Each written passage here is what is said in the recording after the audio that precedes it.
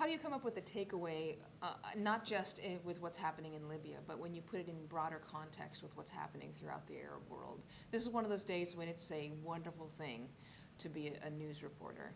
I think probably one of the most moving things for me coming out of Libya, and this is the same that's true of Tunisia and of Egypt as well, is the fact that we watched the people of Libya streaming into their own capital, shouting out chants, free Libya, and there isn't a single French, British, or American flag to be seen.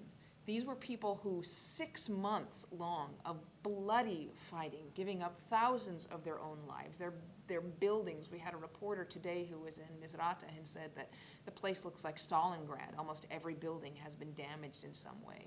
These are people that, despite all of that, despite everyone saying that they were at a stalemate, that they couldn't win against Muammar Gaddafi and his extraordinarily well-equipped army, they themselves never gave up hope. They never accepted the possibility that Muammar Gaddafi would remain in power and they would remain under his power. Despite the fact, and remember this is a very young country. Most of the people are in their 20s and 30s in Libya, and so therefore they've never known any leader except Gaddafi.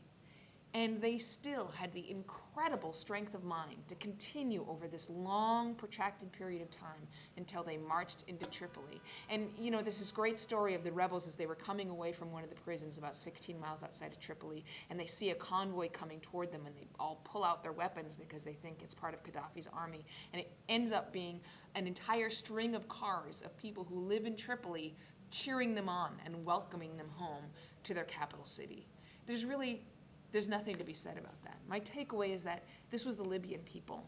No one believed in them more than they believed in themselves. And guess what? They got it done. Congratulations to the people of Libya. That's my takeaway.